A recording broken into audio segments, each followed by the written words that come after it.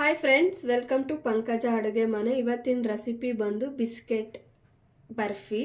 ಅದು ಮಾಡೋದು ಹೇಗೆ ನೋಡೋಣ. ಇದಕ್ಕೆ ನಾವು ಗ್ಯಾಸ್ ಸ್ಟವ್ ಏನು ಹಚ್ಚೋದಿರೋದಿಲ್ಲ. ನಾನಿಲ್ಲಿ 1 ಕಪ್ಪು ಶುಗರ್ನ ಆ್ಯಡ್ ಮಾಡ್ತಾ ಇದ್ದೀನಿ. 6 ಏಲಕ್ಕಿ, ಅದೇ 1 ಕಪ್ಪು ಕೊಕೊನಟ್ ಪೌಡರ್, ಡ್ರೈ ಫ್ರೂಟ್ಸ್ ಗೋಡಂಬಿ ಮತ್ತು ಬಾದಾಮ್. ಸೊ ಇದಿಷ್ಟನ್ನು ಈಗ ನೈಸಾಗಿ ಗ್ರೈಂಡ್ ಮಾಡ್ಕೊಂಬರೋಣ. ಈ ಥರ ಸಕ್ಕರೆ ಫುಲ್ ಪೌಡ್ರ್ ಆದರೆ ಸಾಕು.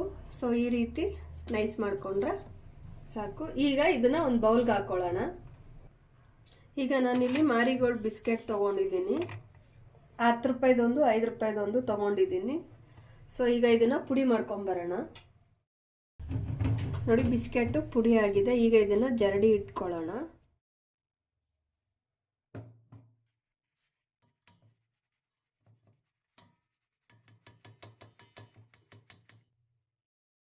ಈಗ ಜಲ್ದಿ ಹಿಡ್ದು ರೆಡಿ ಆಗಿದೆ. ಈಗ ಇದಕ್ಕೇನೆ ಕಟ್ ಮಾಡಿರುವಂತಹ ಗೋಡಂಬಿನ ಆ್ಯಡ್ ಮಾಡ್ಕೋತಾ ಇದ್ದೀನಿ. Milk powder 6 table spoon, 6. ಇದಕ್ಕೇನೆ ಒಂದು ಚಿಟಿಕೆ ರೆಡ್ ಫುಡ್ ಪೌಡ್ರ್ ಹಾಕೋತಾ ಇದ್ದೀನಿ.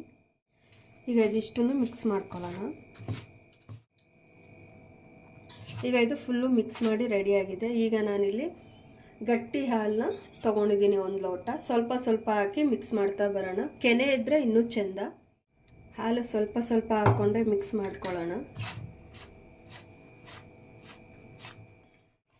ನೋಡಿ, ಈ ರೀತಿ ಸ್ವಲ್ಪ ಸ್ವಲ್ಪ ಹಾಲು ಹಾಕಿ ಈ ರೀತಿ ಮಿಕ್ಸ್ ಮಾಡ್ಕೊಳ್ಳೋಣ. ಈಗ ಇದನ್ನು ಒಂದು ಶೇಪ್ ಮಾಡ್ಕೊಳ್ಳೋಣ.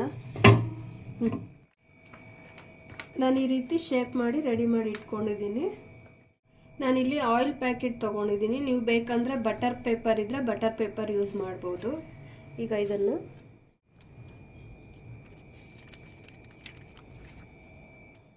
ಈ ರೀತಿ ಫುಲ್ಲು ಕವರ್ ಮಾಡಿದ್ದೀನಿ. ಈಗ ಇದನ್ನು ಅರ್ಧ ಗಂಟೆ ಫ್ರಿಜ್ಜಲ್ಲಿ ಇಡೋಣ.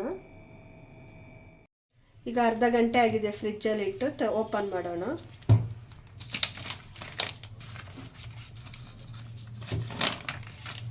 ಈಗ ಇದನ್ನು ನಮ್ಗೆ ಹೇಗೆ ಬೇಕು ಹಾಗೆ ಕಟ್ ಮಾಡ್ಕೊಳ್ಳೋಣ. ಸೊ ಈ ರೀತಿ ಸ್ಲೈಸಾಗಿ ಕಟ್ ಮಾಡ್ಕೊಬೋದು. ಸೊ ಈಗ ರೆಡಿ ಮಾಡ್ಕೊಳ್ಳೋಣ.